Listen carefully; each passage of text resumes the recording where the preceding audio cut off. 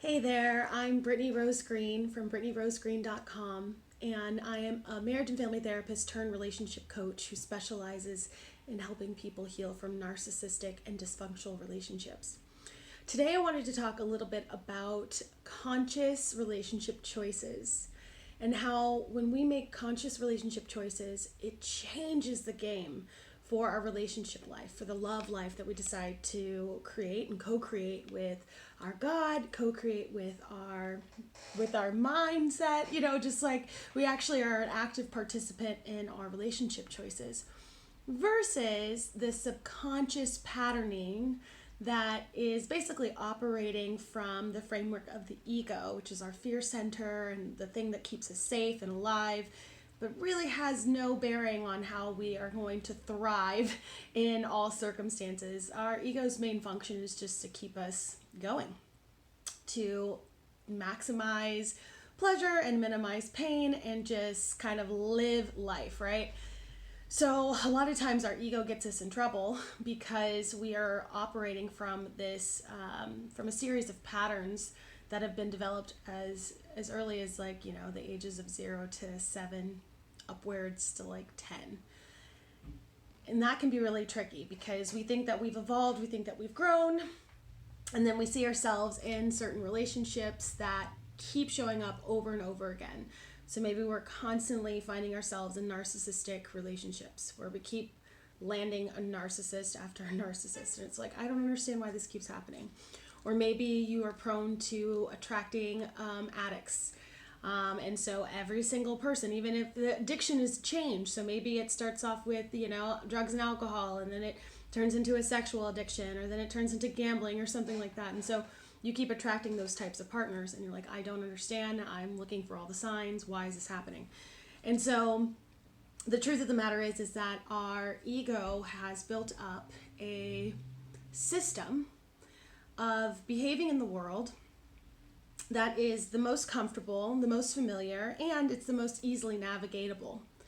And typically this has been encouraged from our early adolescent memories, our early adolescent experiences. So if maybe your parent or primary caregiver was an addict, then you already know what it's like to handle addicts. Even if it was stressful, it's familiar. And so unconsciously and subconsciously, that is what you are seeking.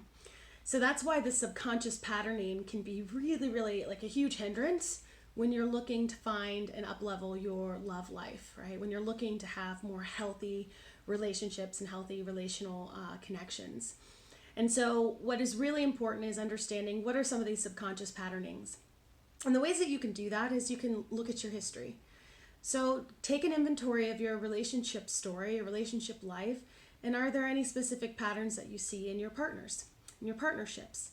And then from there, maybe identify the earliest parts of those patterns. So did you maybe have a parent or a primary caregiver or a sibling who you had to navigate the same sort of issues with, right? And that'll kind of give you at least a really good place or framework to start.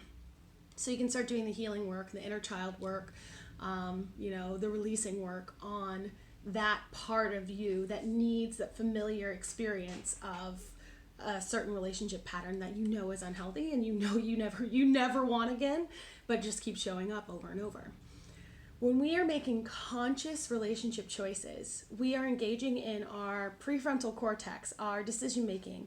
We are bypassing the ego's need to seek out the familiar things that maybe, again, don't serve us anymore or have been harmful, but just familiar.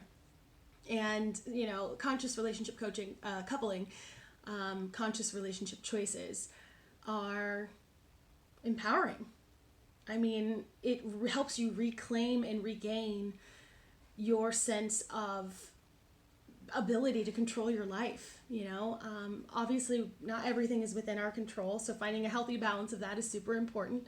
But the things that we can control, like, okay, maybe I didn't know that this person is an addict, but now that I know, is this what I want for my life? Can I leave this relationship?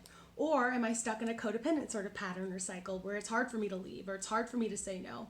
Am I so concerned about hurting the other person's feelings that I'm not taking my own well-being into consideration? And where did that pattern start? And how can I change it right now, today, and forever, right? So this is just a little tip I wanted to give you, something for you to think about, a little nugget to kind of chew on over the course of this week as you are trying to empower yourself to have healthier, better, more loving, fulfilling relationships. And if you have any questions at all, shoot me a DM. If you're interested in working with me, then go ahead and hop into my website, which is www.brittnyrosgreen.com, and schedule a free breakthrough call with me. Together we'll learn a little bit about what patterns you maybe have already started seeing in yourself, and I'll give you some tools and tricks that you can help yourself get to the next level, next phase of your relationship story and journey. I hope this was helpful. Have a great rest of your week and take care.